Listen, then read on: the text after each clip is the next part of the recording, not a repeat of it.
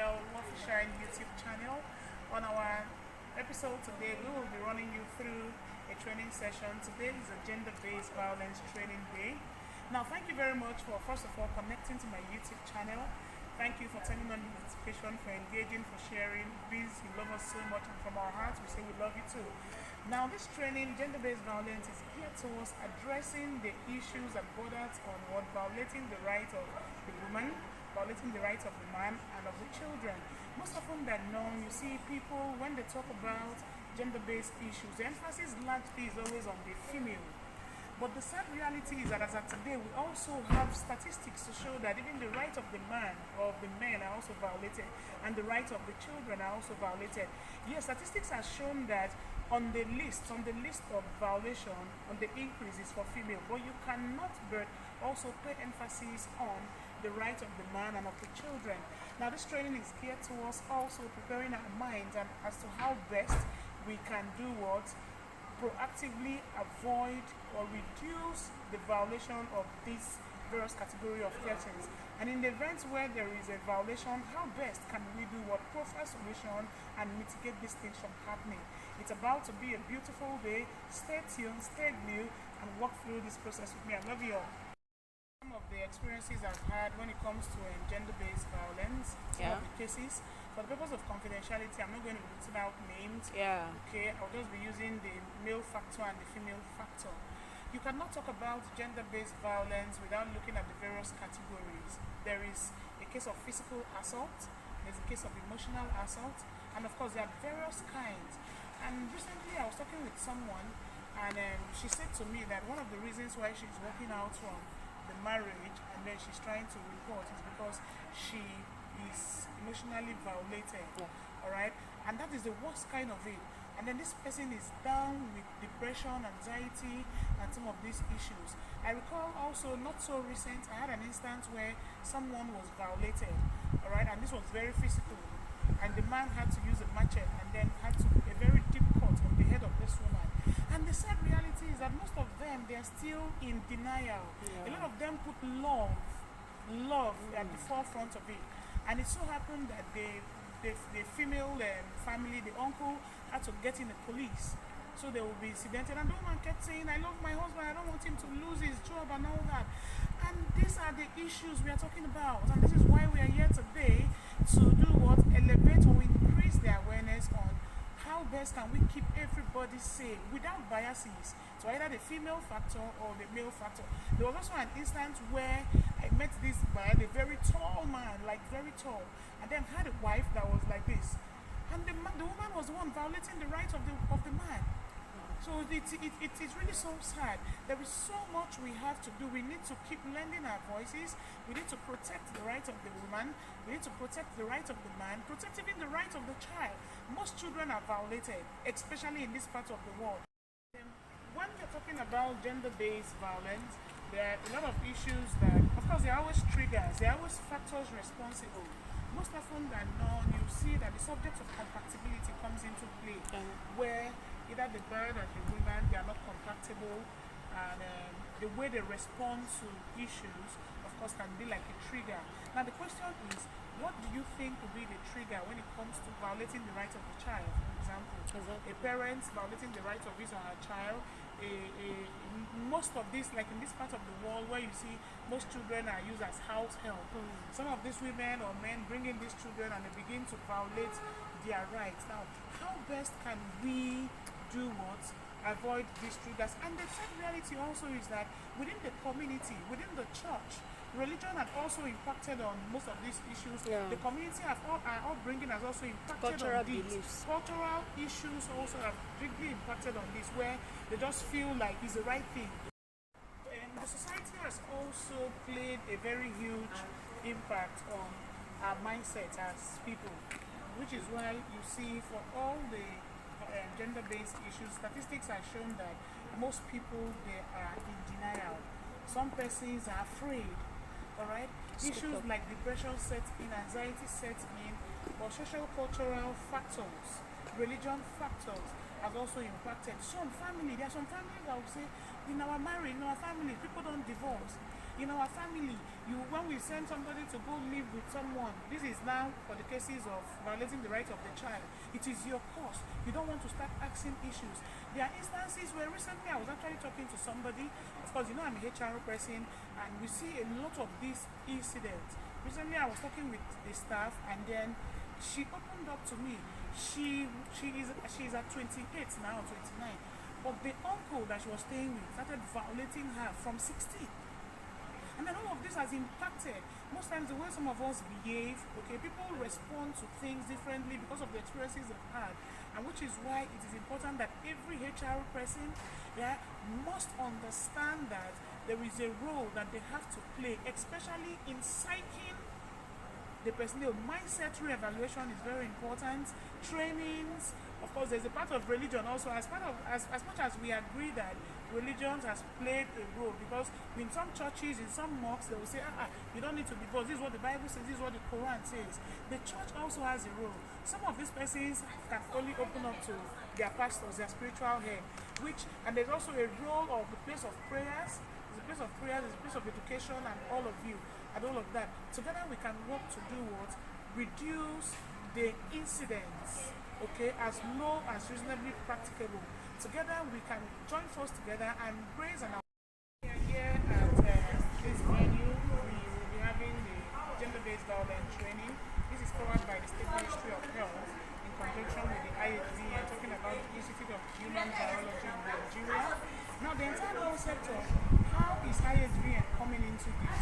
The focus is especially for people living with HIV and AIDS in the states, in the country, wherever you find yourself.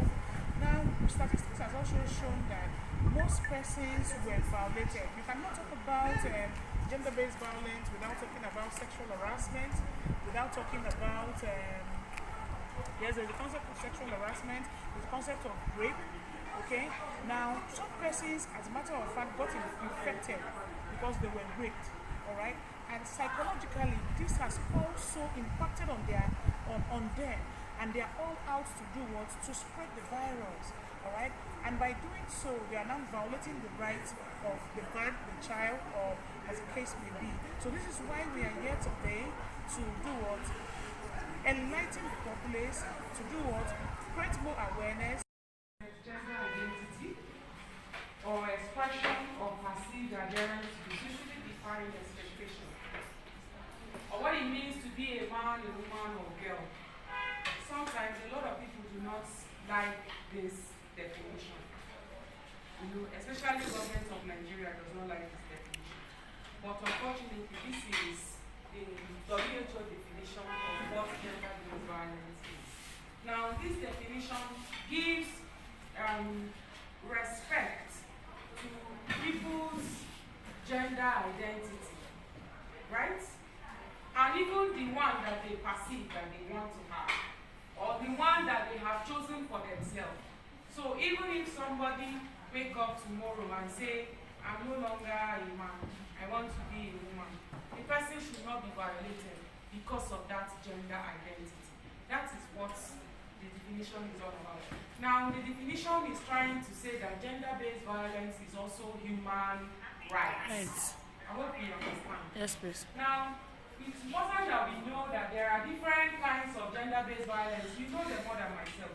I just want us to remember that gender-based violence is often rooted, related power difference. Once there is power difference, there is a stronger one that is exercising power over the other one. All right? It's not something to be stigmatized. It can happen to anybody. It can happen at any age. Madam Alakija, over 50, that's when her own started coming out. Do you understand? So it's not only teenagers, it's not only children, okay, that experience gender-based violence. Now, just for us to know, just to put numbers, put statistics, that 1 in 3 women worldwide have experienced either physical, sexual, or emotional gender-based violence, but most especially intimate partner violence.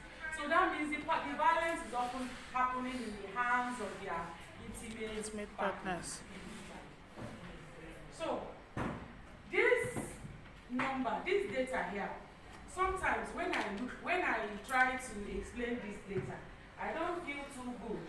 You know, this work that was done by government of Nigeria with UNICEF in 2015, right? And it's trying to look at the demography of gender-based violence among boys and girls, right? People that are less than 21 years, mostly people that are less than 51 years. From the data in Nigeria, 25% of pink is for girls, although this is not allowing us to see the three colors well. So let's say it's looking like purple. It's pink. Okay, fine. So the pink is saying that 25% of girls have experienced sexual violence. This is before they get to the age of 18 years. And then 11% of boys. I'm sure you're wondering, boys too. Yeah. Boys also experience gender-based violence. And now it's important to know that for many youths, the first experience of sexual intercourse is mainly forced or coerced, right?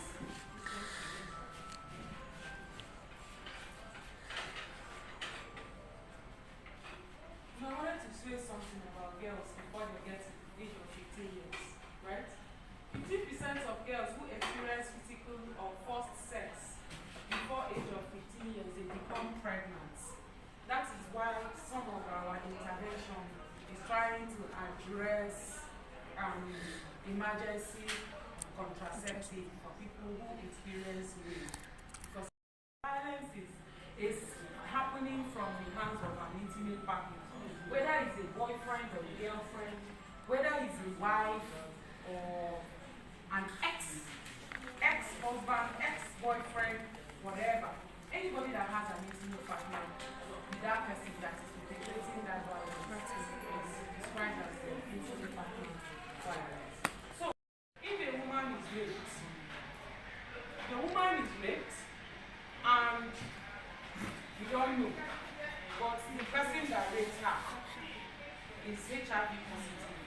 There are higher chances that that woman may contact HIV from that incident.